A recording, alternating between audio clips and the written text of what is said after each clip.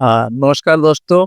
मैं doctor Devendra Kumar Sharma, senior consultant and phaco surgeon eight department of ophthalmology, MP Birla hospital and research centre, Chittorgarh. सबसे पहले तो आप सभी के लिए धन्यवाद। आपने पिछले वीडियो पर जो अपना प्यार और सहयोग दिया, उसके लिए मैं आप सबका हृदय से आभारी हूँ और उम्मीद करता हूँ कि आप सभी लोगों का प्यार और आशीर्वाद आगे भी ऐसे ही मिलता रहेगा। आज हम बात करेंगे एक और आंखों की दूसरी कॉमन बीमारी, जिसे आम बोलचाल की भाषा में नाखूना बोलते हैं और मेडिकल की लैंग्वेज में इसे टेरिजियम कहा जाता है। तो हम जानेंगे कि ये क्या होता है, क्यों होता है, इसके लक्षण क्या क्या है, इससे बचाव और उपचार के बारे में संक्षिप्त रूप में जानेंगे। तो सबसे पहले हम बात करते हैं कि ये टेरिजियम होता क्या है।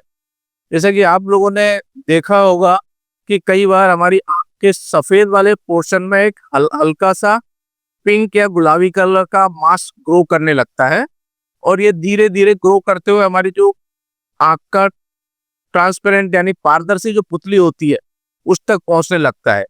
इसी को हम नाखूना या टेरिजियम कहते हैं। ये मुख्य रूप से होता है कि जो long term exposure of sun rays होती है, अल्ट्रावायलेट रेड, यानी कि जो सूर्य की परावैंगनी किरणें होती है उनके संपर्क में यदि कोई व्यक्ति लंबे समय तक रहे तो उसको इसके होने की संभावना ज्यादा होती है। और दूसरा प्रमुख कारण है इसका कि यदि धूल, मिट्टी या किसी तरह का पॉल्यूशन या धुआं, इस तरह के एनवायरनमेंट के एक्सपोजर से भी टेरिजियम ज्यादा होता है। एक छोटा दूसरा कारण भी है जो आनुवंशिक है। तो अब सबसे पहले हम बात करते हैं कि जब इसके कारण ये है धूल, मिट्टी, सर, तो हम ये यूजुअली उन्हीं लोगों में ज्यादा होता है जो आउटडोर वर्कर्स होते हैं, जिनको अपने डे टू डे एक्टिविटी के लिए बाहर में काम करने के लिए जाना पड़ता है, या वो उस एनवायरनमेंट में काम करते हैं जहाँ पर धूल या मिट्टी ज्यादा होती है, तो उन्हीं लोगों को ये ज्यादा होता है। तो इससे बचाव के लिए यदि जैसे व्यक्ति को बाहर आउटडोर वर्कर्स हैं तो उससे बचाव के लिए वो प्रोटेक्टिव सनग्लासेज यूज कर सकते हैं या कैप पहन सकते हैं। यदि कुछ बाइक राइडर्स है, बाइक चलाते हैं, तो हेलमेट यूज कर सकते हैं। तो ये इससे बचाव के कुछ साधारण से उपाय है जो प्रत्येक व्यक्ति कर सकता है। अब हम बात करेंगे कि इसके क्या लक्षण है और इसका इलाज क्या है। तो लक्षणों में तो सबसे पहले इसमें यह है कि प्रत्येक व्यक्ति स्वयं ही अपनी आंख के अंदर के सफेद वाले पोर्शन पर एक गुलाबी मांस की वृद्धि देखता है और वो धीरे धीरे ये भी महसूस करता है कि ये बढ़ते हुए हमारे काली पुतली की तरफ जा रहा है। और दूसरे इसमें जो लक्षण हैं कि व्यक्ति जब धूल मिट्टी में बाहर जाता है तो उसकी आंखों में जलन होने लगती है, आंखें लाल होने लगती है, आंखों से पानी आने लगता है, या व्यक्ति कई बार हल्का दर्द भी महसूस करता है। तो ये इसके कॉमन सिम्टम्स है। तो इसके इलाज के बारे में यदि हम बात करें तो इसके दो मेडिकल ट्रीटमेंट और सर्जिकल ट्रीटमेंट दोनों ही उपचार अवेलेबल है। लेकिन मेडिकल ट्रीटमेंट टेम्पोररी इलाज है। इसमें क्या होता है कि मेडिकल ट्रीटमेंट में हम कुछ दवाओं से या कुछ मेडिसिन के उपयोग से जो व्यक्ति के जो दर्द है, आंखों का लालपन या आंखों से पानी आ रहा है, इन सिम्टम्स को हम रिलीव कर सकते हैं। लेकिन मांस के टुकड़े को पूरी तरह से दवाओं के द्वारा खत्म नहीं किया जा सकता है। तो मांस के टुकड़े को यानी कि टेरिजियम को पूरी तरह से खत्म करने का उपाय तो सर्जिकल ही है। तो सर्जिकल में दो तरह के अप्रोच कॉमन है। उसमें सबसे पहली अप्रोच होती है कि surgical excision with bare sclera technique, यानी कि इसमें जो मांस का टुकड़ा है टेरिजियम का उसको काट दिया जाता है और जो उसके नीचे की जो स्क्लेरा जो उसकी जगह बचती है उसको ऐसे ही छोड़ दिया जाता है। लेकिन इसका सबसे कॉमन जो दुष्प्रभाव है वो यह है कि अगर इस मांस के टुकड़े को सिर्फ ऐसे ही काट के छोड़ दिया जाए, उस जगह को खाली छोड़ दिया जाए, तो ये 2-4 महीने या 6 महीने के बाद में मांस का टुकड़ा फिर से वृद्धि करने लगता है, फिर से आने लगता है। तो ये एक बड़ी समस्या है दोनों के लिए ही, डॉक्टर के लिए भी और पेशेंट के लिए भी। डॉक्टर भी सेटिस्फाइड नहीं होता है कि उसने सर्जरी की और फिर से 3 महीने बाद पेशेंट को फिर से ये मांस का टुकड़ा आ गया, और पेशेंट्स भी जिसके लिए उसने इलाज करवाया कि उसको हटवाना है वो फिर 3 महीने बाद फिर आ गया। तो दोनों ही इसमें संतुष्ट नहीं होता है। तो ये अब टेक्निक्स को ना तो डॉक्टर ज्यादा प्रीफर करते हैं और ना ही कोई पेशेंट भी इसको नहीं करवाना चाहता है। तो जो दूसरी जो कॉमन अप्रोच है इसकी, सर्जिकल एक्सीजन विद ग्राफ्टिंग।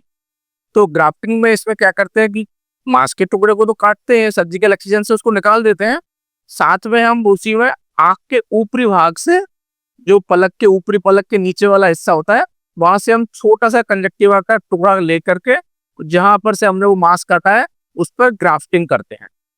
तो ग्राफ्टिंग करने से क्या होता है कि जो मांस का टुकड़ा वापस आने की संभावना यानी रिकरेंस की जो चांसेस थे वो लगभग लगभग खत्म हो जाते हैं।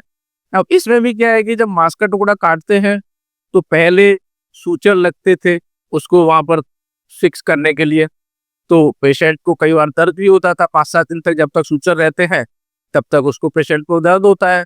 लेकिन अब क्या है कि नई नई टेक्निक्स आ गई हैं और मेडिकल साइंस भी काफ़ी एडवांस हो गई है, तो अब वो ग्राफ्टिंग के लिए सूचर की जरूरत नहीं पड़ती है, फिब्रिन ग्लू से ही उस ग्राफ्ट को वहां पर चिपका दिया जाता है और अगले दिन ही पेशेंट आराम से घर चला जाता है। पेशेंट को उसके जो सूचर के कारण जो परेशानी होती थी वो भी नहीं होती है।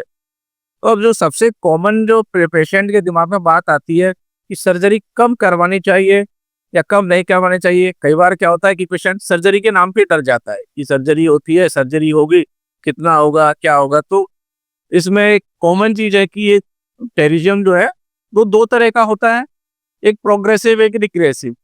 प्रोग्रेसिव में क्या होता है कि टेरिजियम बढ़ता हुआ जाता है, बढ़ता हुआ जाता है, और रिग्रेसिव में वो रहता है लेकिन आगे नहीं बढ़ता है।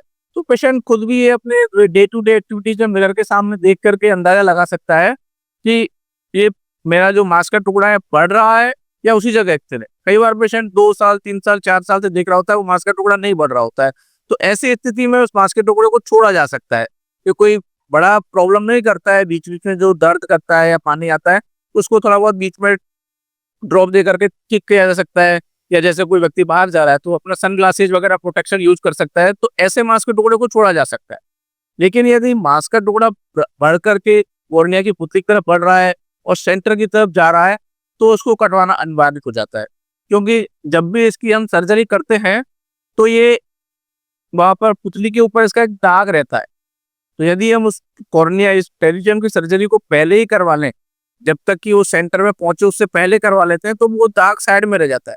क्योंकि जनरली जो हम लीजन देखते हैं तो हमारी पुतली का सेंटर का सिर्फ 3 mm पार्ट ही देखने के काम में आता है, उसकी दोनों साइड का 4 mm पार्ट में अगर कुछ दाग धब्बा भी आ जाए तो हमें देखने में कोई दिक्कत नहीं होती है। तो इसलिए वो पुतली के सेंटर तक पहुंचे उससे पहले ही उसका ऑपरेशन करवा लेना चाहिए। और यदि किसी से कोई पेशेंट की लापरवाही की वजह से या नेग्लिजेंस की वजह से या फिर वो डर की वजह से नहीं करवाता है और वो बढ़ते बढ़ते पुतली के सेंटर तक पहुंच जाता है, तो यहाँ पर सबसे इम्पोर्टेंट ध्यान रखने वाली बात यह है कि यदि वो सेंटर तक पहुंच गया है तो उस स्टेज पर सर्जरी नहीं करनी चाहिए, क्योंकि अगर उस स्टेज पे हम सर्जरी करेंगे तो वो दाग जो है बिल्कुल सेंटर में रहेगा। तो इसके लिए हमको थोड़ा सा और वेट करना चाहिए, ताकि वो जो मांस का टुकड़ा बढ़ते हुए सेंटर तक आया है वो सेंटर को क्रॉस करके दूसरी साइड चला जाए। तो अगर वो दूसरी साइड पहुंच जाएगा तो उसके बाद में फिर हम आराम से उसको काट करके उसके सेंटर को बचा सकते हैं। तो ये सबसे इम्पोर्टेंट बात है सर्जरी में ध्यान रखने योग्य। और बाकी तो इसमें कोई इस तरह का ये बड़ी परेशानी वाला, बड़ी सोच या बड़ी चिंता वाली कोई ग्रोथ नहीं है। इसमें पेशेंट को ज़्यादा चिंता नहीं करनी चाहिए, क्योंकि नॉन मैलिग्नेंट ग्रोथ होती है, कैंसरस ग्रोथ नहीं होती है। और थोड़ी सी सावधानी से और थोड़े से अपने इलाज से इसको आसानी से उपचार किया जा सकता है। बाकी कुछ किसी तरह की अगर क्वेरीज आपकी हो तो आप कमेंट में लिखें, मैं कोशिश करूंगा कि आपकी हर क्वेरी को यथासंभव निदान कर पाऊँ, अपनी शंका का समाधान कर पाऊँ। यदि वीडियो पसंद आए तो इसको लाइक करें, शेयर करें और चैनल को सब्सक्राइब करें। धन्यवाद।